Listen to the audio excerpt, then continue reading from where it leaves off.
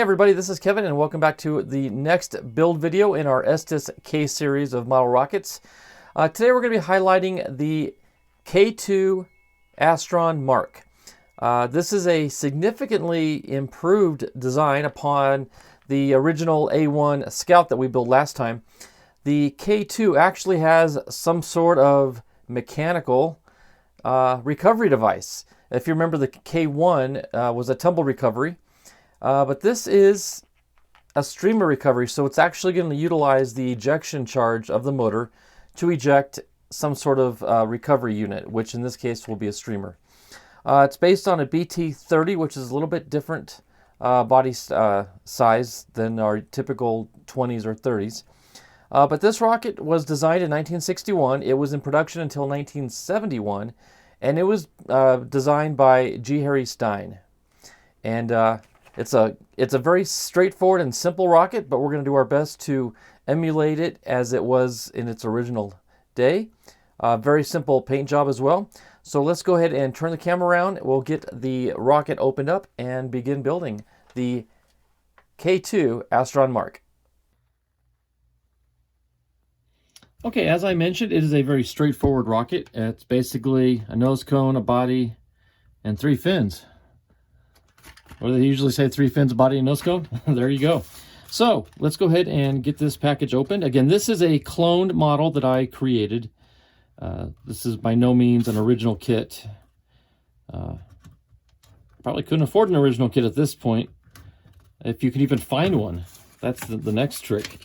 But so we're going to open this up, and we'll do a quick inventory on everything, which isn't much, to be honest with you. It's a very small kit. But we'll get everything out of the package here.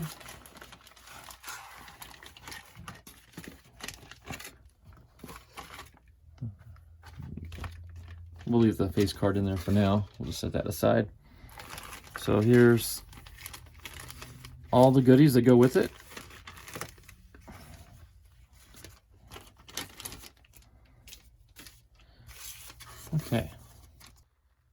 Okay, we've got the bag emptied out here and it's on the board. Again, not a whole lot to this kit. It's very straightforward. It's, as they say, 3 fins and a nose cone type of a rocket body. So let's go ahead and go through the inventory real quick. First off, we've got a BNC 30E nose cone. It's a reproduction balsa nose cone. That's it's cut a little bit rough, but nothing, a little sandpaper and polishing can't smooth right out. So we'll get that going here pretty soon. Number 2, we've got the main body tube. Again, this is BT30. It's a little bit different size than you'd see in any modern Estes rocket. But here's the BT30. It's somewhere between a 20 and a 50, if that makes sense. Okay, number 3 is going to be our engine block. This is going to be glued up in the body tube a couple inches, 2 to 3 inches up, to provide a block for the engine so it doesn't thrust all the way up through the rocket itself. And number 4 is a spacer tube. We've got this. This will be what will drive the spacer up into position. I'm sorry, the engine block into position. Number 5 is our shock cord. Here we've got some typical Estes rubber shock cord right there. And number 6, the original manual shows it coming with a sheet of balsa wood, and then you would cut the fins out yourself. However, Semrock, through erockets.biz, produces a cloned, pre-cut, and pre-shaped fin set for the Mark. And these are 1/16 inch balsa fins. Again, already pre-cut, pre-formed. They're all identical in beautiful shape. So that will consist of number 6 on the inventory. Number 7 is our launch lug. Pretty simple, straightforward launch lug. It is 1 and it looks like to be about 7/8 of an inch long, just shy of 2 inches. And number 8 is our screw eye. This will be screwed up into the nose cone and is what will attach the shock cord to the nose cone portion of the rocket. Now, items 9 and 10 are omitted. They are the streamer and the streamer tape that will attach it to the shock cord. I do not store my rockets with any sort of recovery system inside, albeit streamer or parachute or anything else.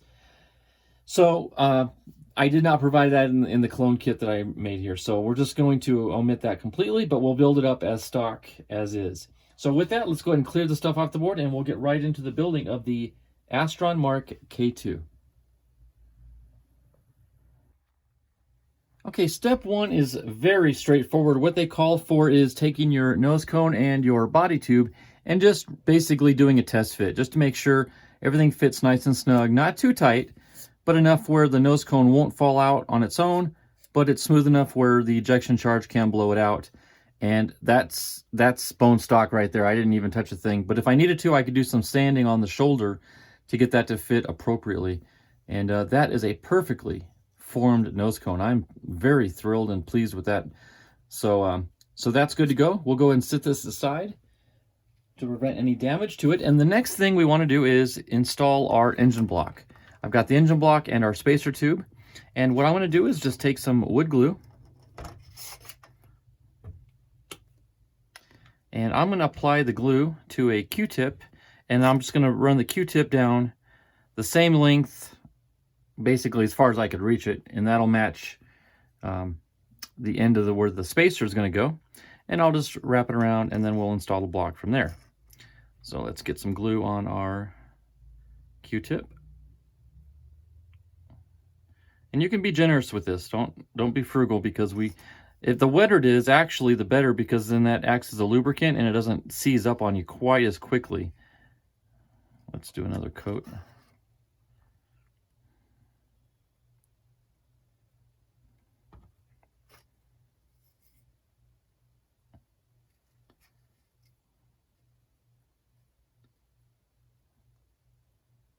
Okay. Oops, sorry. And now we'll take our engine block, we'll insert it, and we'll push the spacer tube until it's flush with the bottom.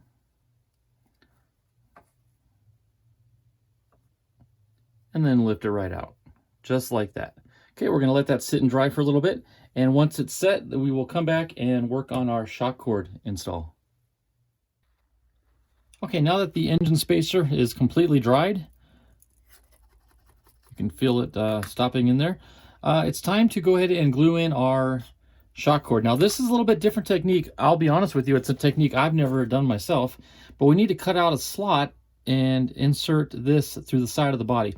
I'm just going to verify that this is the end of the bottom, which it is. The spacer is flush right there. So we're going to make sure we measure and cut on this end. Okay, we want to measure down at least 3/4 of an inch, and what that'll do is it'll clear the shoulder of the nose cone. And then we want another notch made 3/8 of an inch below that. So I'm going to go down to the 3/4 inch mark right there, and then 3/8 of an inch from there. So 1, 2, 3. Okay, so those are our two reference lines to pass our shock cord through. I'm going to take an X-Acto knife now, and I'm just going to put about 1/8 of an inch slot into the tube right at that point.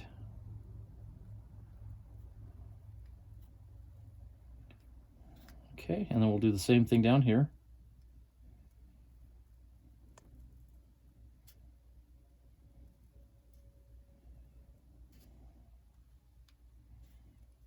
Okay, now we're going to put a little indentation in the tube. In fact, I'm going to have to extend this out a little bit more.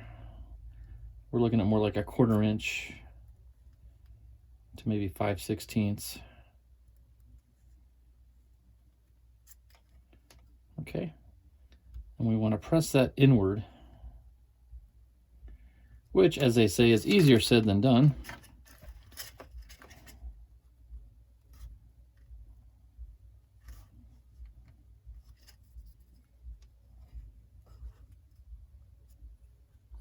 Tell you what, I'm going to actually get a screwdriver and help force that in.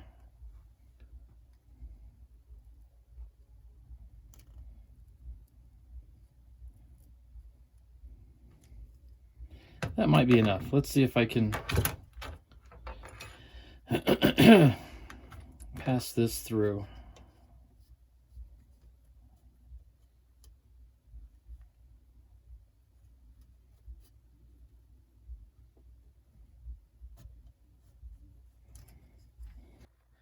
Okay, after several minutes of trying it the way it was, I decided, let me just elongate those slots a little bit more so they're more like, oh, let's measure. Just for, we are at, looks to be about, yeah, 5/16 of an inch. So make your slot bigger than mine. All right, next thing I'll do is I'm going to pull this through till we're maybe an inch out right there. And then I'm going to pass this in through the bottom.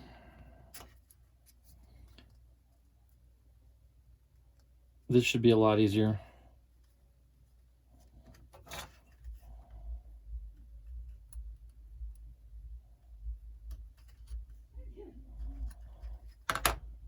There we go.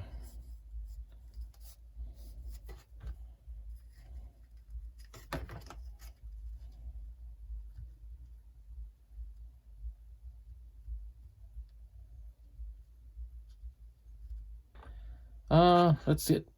Yeah, let's get my pencil, see if we can pull that end out this way.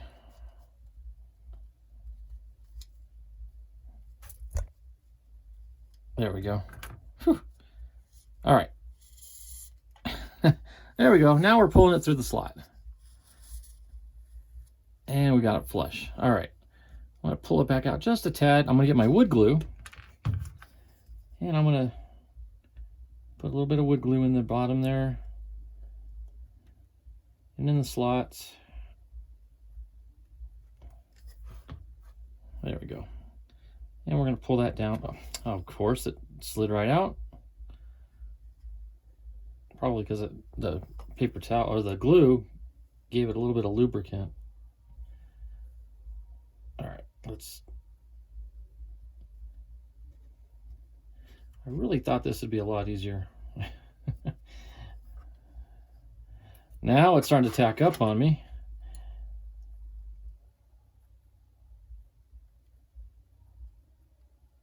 There we go. Okay. So wipe off the excess glue.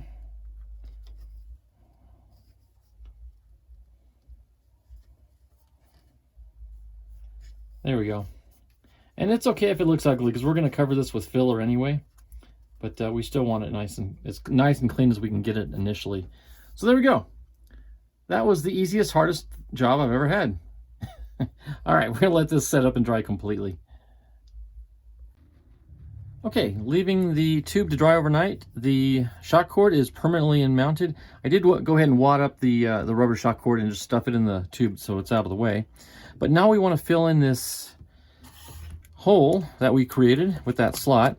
So we're going to take some wood filler here. Got some fresh stuff mixed up.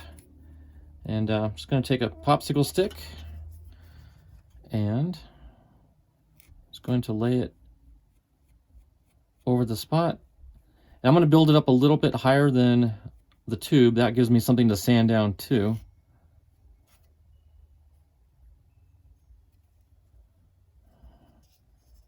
Okay. Maybe a little more.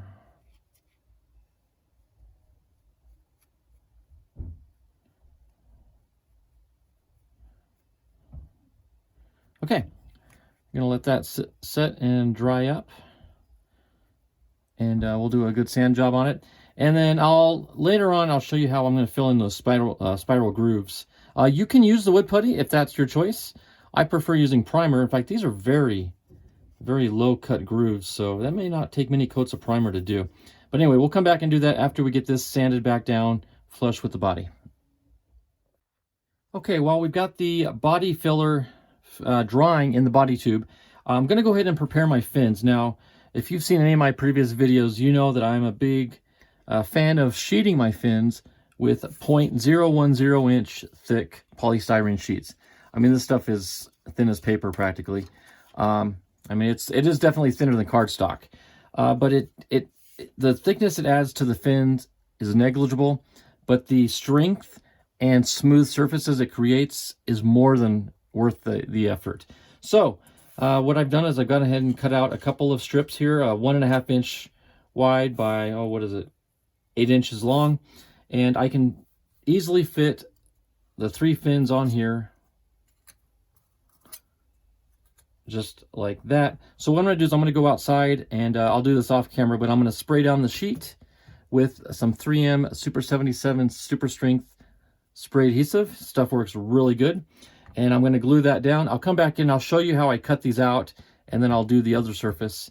And then even with the plastic on, we are still able to sand the roundness of the leading edge and the tips and whatever other surfaces they require. The plastic has never interfered with my sanding technique, so that's a good thing. So let me go ahead and get these sprayed, glued down, and I'll come back and we'll cut them out.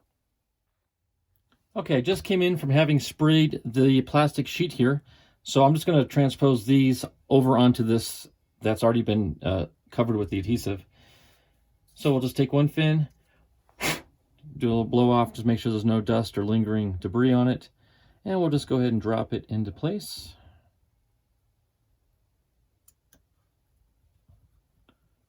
Just like that. Okay, go to the next piece.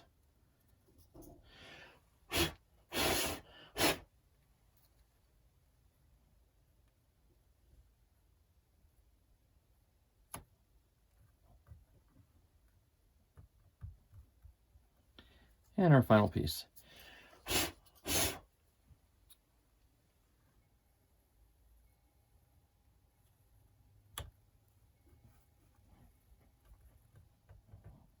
Okay, just like that. Perfect. Okay. I do think I got a little bit of overspray kind of up and underneath, so I'm gonna have to clean that off with some alcohol later. But for now, we can go ahead. Well, let's do that now. Let me get some, spray that down. Stuff comes off pretty easy.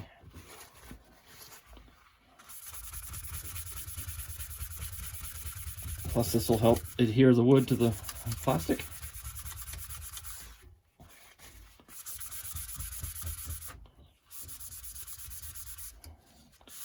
There we go. Okay, now we can flip it over and take our X-Acto knife, and just using the actual fin as a cutting guide, we just follow the sides.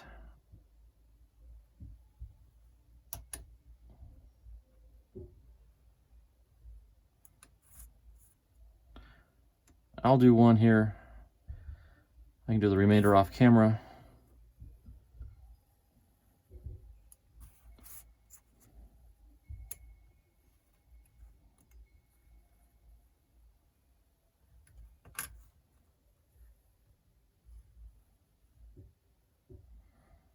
Okay, that should, oh, I don't think I cut this end here, did I? Yeah, there we go. Okay, so there is one fin. Okay, we'll clean that up a little bit more, but so I'm going to do the remainder of these 3. I'm going to take them out and spray and glue this sheet onto the other side, cut them out in the same way, and then I'll come back when they're all sheeted, and then we can start sanding and rounding the leading edge. Okay, now it's time for the part that everybody just loves, and that's sanding the leading edges of the fins. Of course, I'm being sarcastic, but there is a workaround that's made things a little bit easier, at least in my case. But one thing I did find very strange about the Mark fins is typically when you get a set of fins, they say sand the leading edge, sometimes taper the trailing edge, sometimes the side. But let me show you something in the manual here, the instructions. Read what it says here in the bottom corner. Sand all but the root edge to a rounded shape. So we're going to sand the leading edge, the tip edge, the bottom edge, and this inlet edge. We're going to sand 4 edges, all but the root. So yeah, that's a little bit different. I've gone ahead and done one off camera. I got this guy here already sanded down, rounded. It's kind of hard to see. I use my sanding blocks that I've got in different measurements. The easiest way I found, I'll do one here to show you, is take a piece of 220 and basically sand down the plastic on all, I guess in five sides, just to make sure that everything is flush to the wood. This is the root edge. Once you start to see the wood start to sand, then you know you're flush. Okay, we'll do this. See how dark the wood is right there? We're going to sand that down until it's lighter.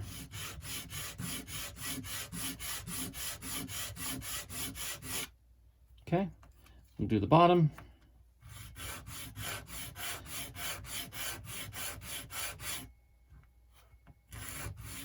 Okay, and the two outer top sides. And now the leading edge.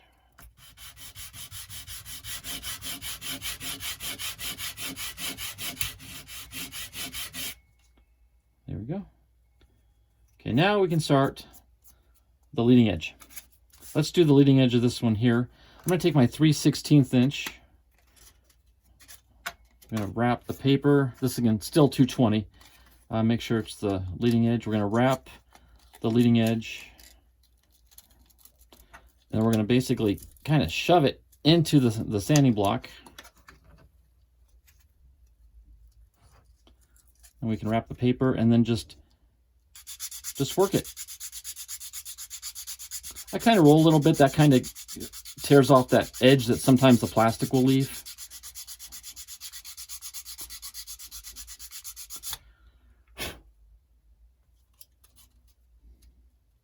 Then what I'll do is I'll take my 1/8 inch block, and without sandpaper, just use it as a kind of a burnishing tool, if anything. Just kind of burnish the plastic into shape.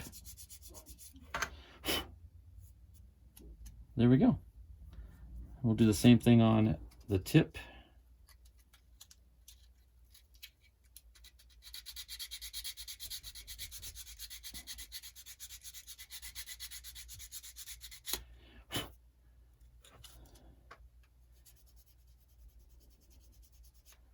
You can see some little flakes of the side plastic kind of popping up there. Okay, do the bottom.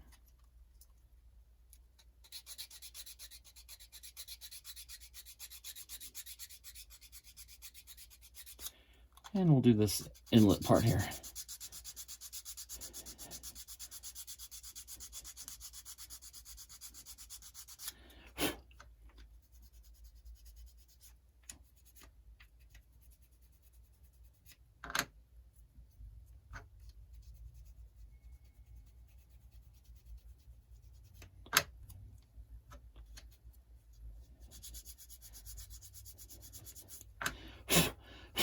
Okay, there we go. All 4 of the sides are rounded and the root is flush, so it'll fit nicely on the body tube. Okay, we got 2 done. I'll go ahead and do the 3rd one off camera, and we'll come back and proceed with the next step.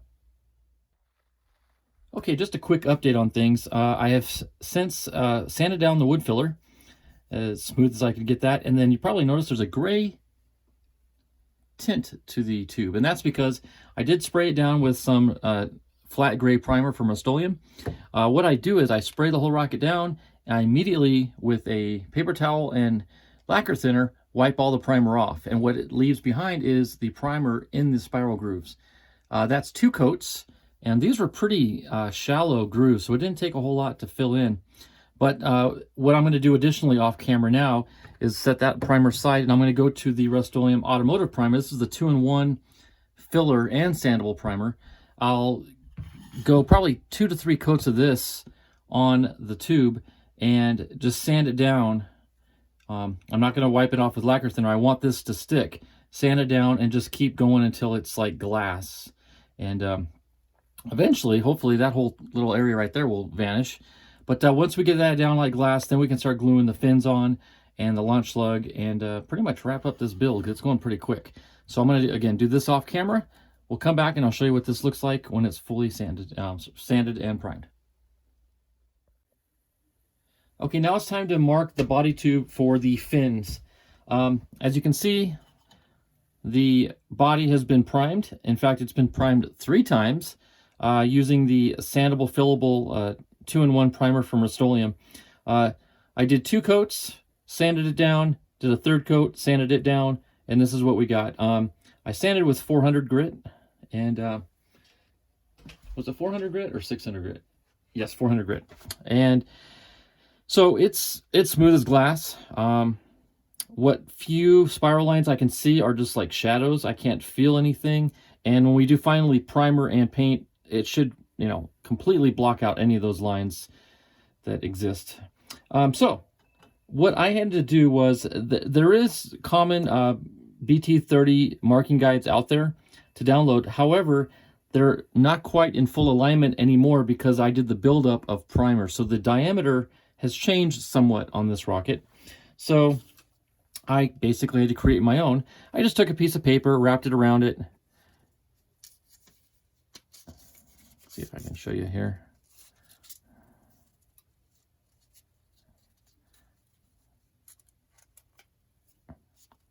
Like that. And then I made, I measured the distance. It ended up being 63 millimeters. So I divided that into 3, and I got 21. So every 21 millimeters, I made a mark. So we can use that as our guideline. So let me go ahead and tape this down. Let me get the lines straight. Okay. Grab a piece of masking tape here to clamp it down. And I'm just going to simply make a mark.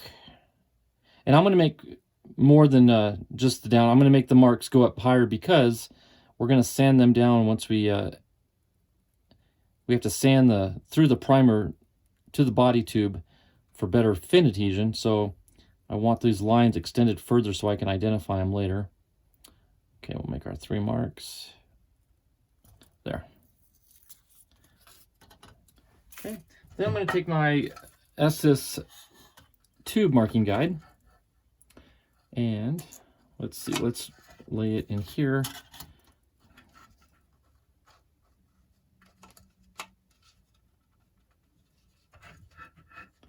There's one of our notches right here, and I'm simply just going to draw this line out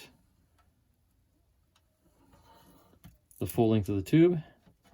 We'll rotate it to the next one.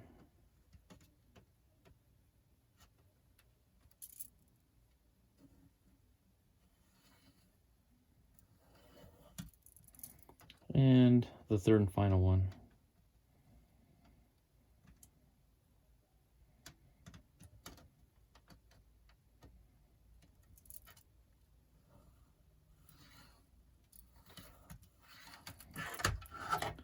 Okay, so now we've got our 3 lines marked on the body tube. And we'll set that aside. Let me grab some rougher grit. I'm going to grab some 220 here. And I'm going to scuff up the right side of each line with some 220 just to break through that primer.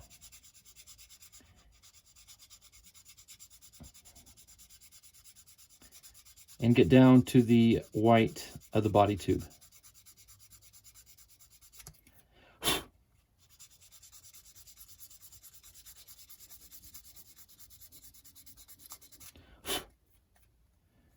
Okay, still got a ways to go yet, but I'm going to go ahead and do that on all 3. Then I'm going to come back once again and continue this line back down over what we've sanded off. And like I said, I'll prepare the fin, the body tube for the fins. When we come back, we'll go ahead and glue them on. Okay, as you can see, I have sanded down, and in this case, I'll admit, I used a little acetone and a Q-tip to get the line, to get the primer down to the bare cardboard easier. Otherwise, it would have taken a lot of sanding. But anyway, so we've got our areas down to the cardboard, which will make adhesion a whole lot easier for the glue. So I'm going to go ahead and get my fins, which are ready to go. And we're going to do all 3 in a technique that I like to use. We'll do all 3 at the same time. So we're going to take the first rib. We're going to run a bead of wood glue down the root. Very thin. Have a paper towel ready. And just kind of smear that along the edge. Wipe off any excess. Okay. I've got a pencil here, and you'll see how that's important here in a second. But we'll come to our first one. And I'm going to lay it right in position, right up against the line that I have for reference. Lay it down, we'll roll it just to spread the glue, and we're going to release it. Now we're going to set that fin down to harden or to cure a little bit more. All right, now we're going to come to fin number 2. We're going to do the same thing.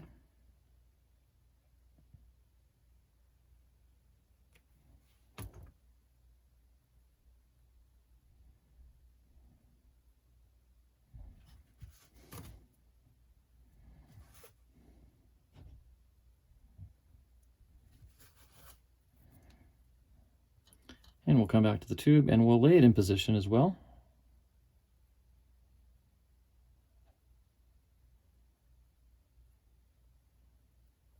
Okay, we're going to let that tack up. And while we let that do its thing, take fin number 3.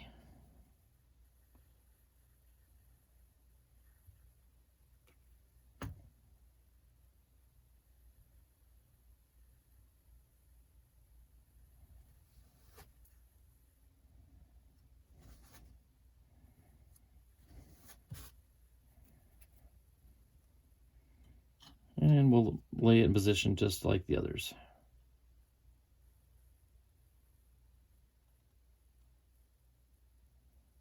Okay. Okay, we're going to come back to fin number 1.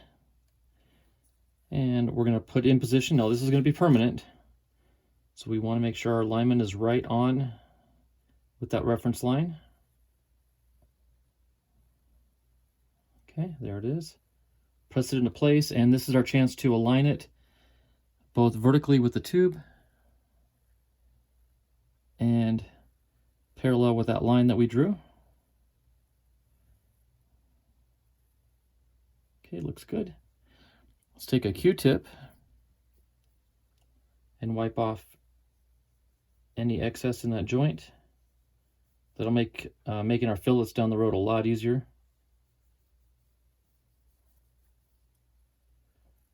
Okay, and we'll come to fin number 2. Same thing.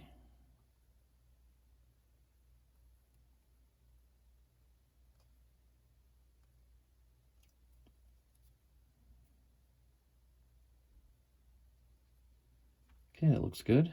That looks good right out of the gate. And fin number 3.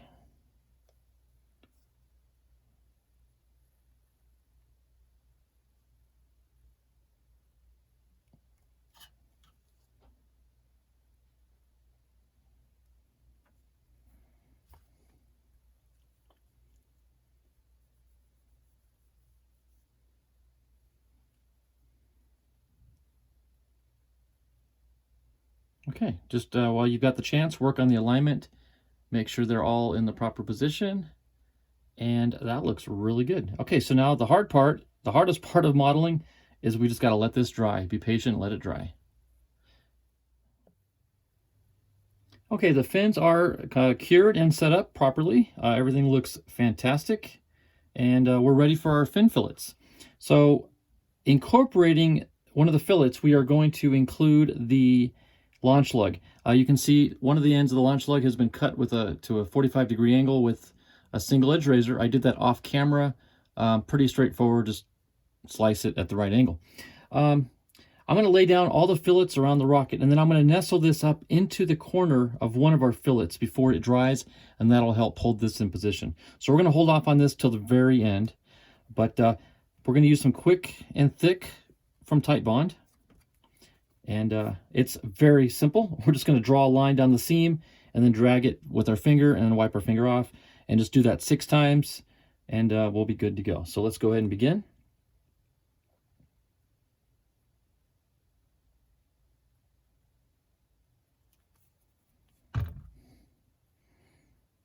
May have got a little much on this one.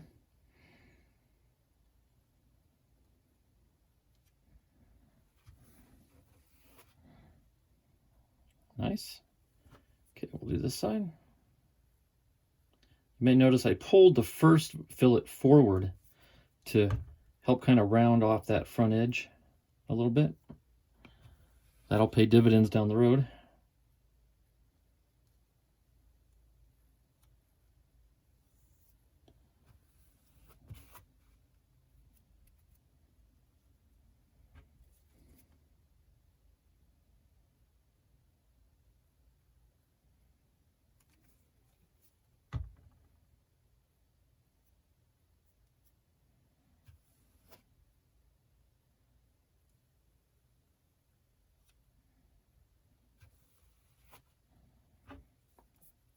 You just kind of get into a routine.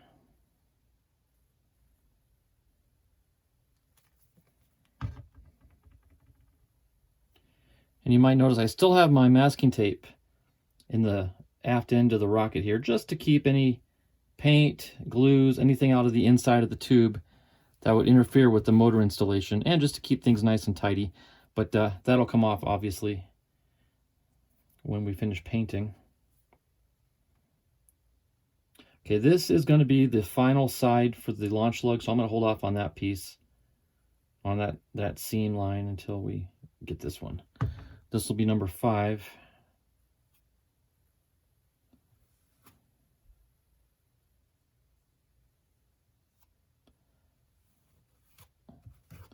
Okay, and this will be number 6. This will be the one we're going to tuck our launch lug into. Okay, the launch lug is glued in to position, and I do apologize that I missed the filming of that step. However, you didn't miss much. I just laid the fillet down and then dropped the launch lug into position. Now, ideally, I would have liked to have lined that up in line with the fin, or at least get this to the base of the rocket. However, judging off the diagram in the manual, you can see here, this is actually an original face card. You can see how much further forward that launch lug is from the leading edge of the fin. And then that does create a little bit of a gap there in the back. So that's why I liked to put it where I did. So I'm pleased with that. I've got the 45-degree angle facing down into the tube. So that's good. So now that this is all dry, we can go ahead and lay our fillets down around the launch lug. Now, one thing I'd want to include, which is going to make cleanup a whole lot easier, is let's wrap some masking tape just ahead of the launch lug. That gives us a place to drag our glue onto. So let me just lay that there. Okay, we'll take our quick and thick. We have just a little bit in this little edge corner here. Let's go ahead and lay some glue down in there.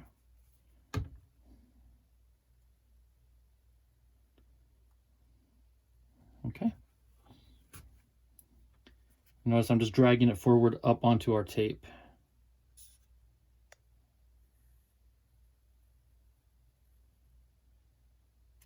And I'm using a little bit more glue than I normally would because I've got to get it down into that crevice where the curvature kind of goes inward. Okay, let me take that back to fill in the gap. Okay, and we'll drag this forward. Nice. Perfect.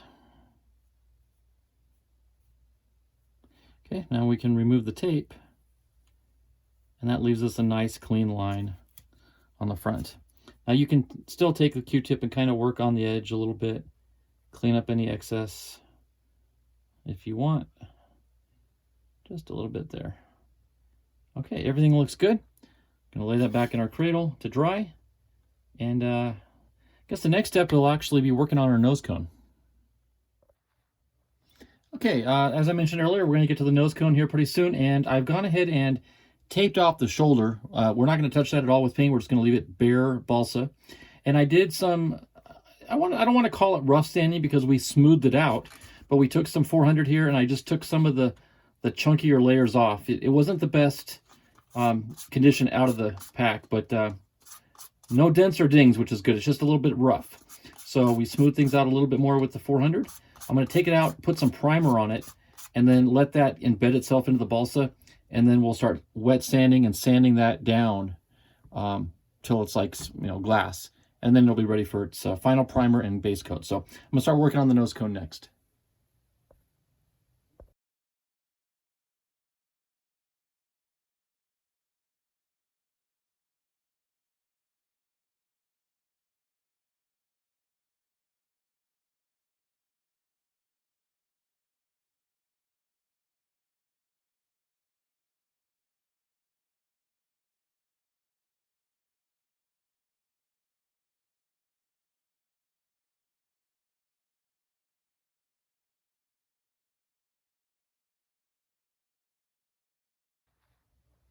Okay, as I mentioned earlier, we're going to get to the nose cone here pretty soon, and I've gone ahead and taped off the shoulder. We're not going to touch that at all with paint. We're just going to leave it bare balsa. And I did some, I don't want to call it rough sanding because we smoothed it out, but we took some 400 here and I just took some of the chunkier layers off. It wasn't the best condition out of the pack, but no dents or dings, which is good. It's just a little bit rough. So we smooth things out a little bit more with the 400. I'm going to take it out, put some primer on it, and then let that embed itself into the balsa. And then we'll start wet sanding and sanding that down till it's like, glass. And then it'll be ready for its final primer and base coat. So I'm going to start working on the nose cone next. Okay, I want to do a quick update on you before we take it out to the final spray booth to get it coated with the actual paint. What you're looking at here is just the white primer. The nose cone, pretty straightforward. Several layers of gray, and then the sandable filler 2-in-1 really filled in the green nicely. Now this is ready for a nice fine wet sand. Once we get it wet sanded down with probably 600 to 1,000, she'll be ready for the red base coat. And the body itself, one thing I did do that I kind of forgot about was the launch lug had spiral lines in it as well. So after I sprayed it with the white primer, I went back and filled in the spiral grooves with some of the Bondo glazing spot putty. Just very light application into the grooves of the launch lug, and sanded it down, and then put another coat of white primer over top of that. So now the rocket is ready for, like the nose cone, final priming, and wet sanding, and it'll be ready for the white base coat. So we're just about there. Like I said, I'm going to do all the painting off camera, but we'll come back and show you the final product once I get this done white and this done in red, and then we'll attach everything with the shock cords and everything as well. So I'll be right back with that. Okay, well, this segment is going to wrap up the completion of the build of our K-2 Mark. It's been a fun build. The paint came out phenomenal. If you like the color scheme, we got all white with the red nose cone with the Mark black stripe template wrapped around the tube with the center stripe down the front middle for you, with the launch lug on the back. And there's only one thing left to do, and that is to install our eye hook up in the nose cone and then attach the shock cord to it. So let's go ahead and remove our nose cone. Let's get the shock cord out. There it is. Okay, so we'll set that aside. So what I'm going to do is first I'm going to bore a hole by screwing this in, and then we're going to pull it out and then put glue in there. So let me just get this started. Really soft balsa, so this shouldn't be too difficult.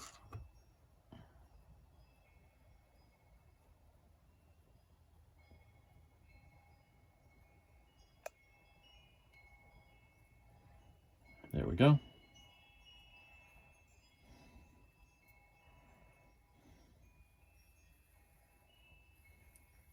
Okay. Now in this case, I'm going to use the quick and thick tight bond, only because it does dry a little thicker, and that tells me it's going to be a little bit stronger, and I definitely want strength in this area. In fact, you know what I'm going to do, actually? Okay, sorry, I took a pause there because I had an instant light bulb come off over my head. Because the balsa is so soft, I want to strengthen the area around the hole with some super glue. So I've got some liquid super glue here. I've already got the hole made with the eyelet. Let's go ahead and get some glue flowing down in that hole.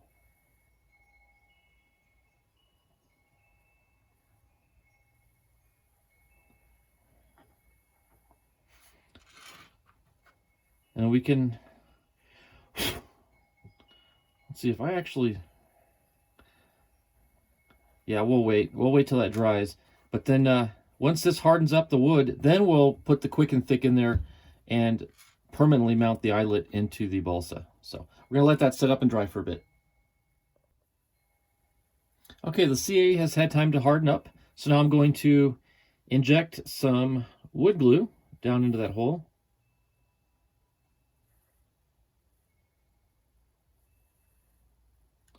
Okay, and I'll also put some on the threads of the eyelet.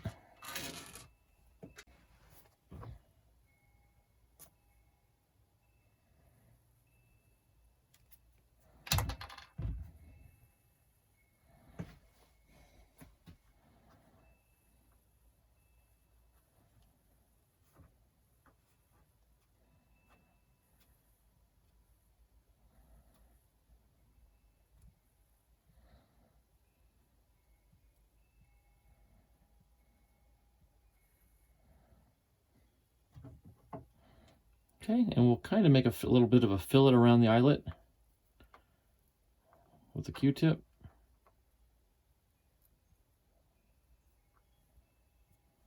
Okay. Okay, the eyelet's still not fully hardened, but it's not going to move anymore on us, so we can go ahead and tie off our knot. I'm just going to take my extension of the shock cord. I want to route it through the eyelet here, and we're just going to tie a double knot through the eye hook.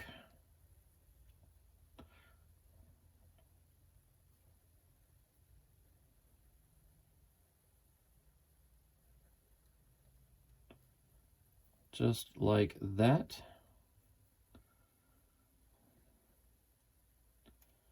Okay, I'm going to cut off the tail to about a 1/4 inch or so. Okay, and I'm going to take my wood glue, and I'm just going to put a little dab of glue on the knot and kind of massage that into the knot itself.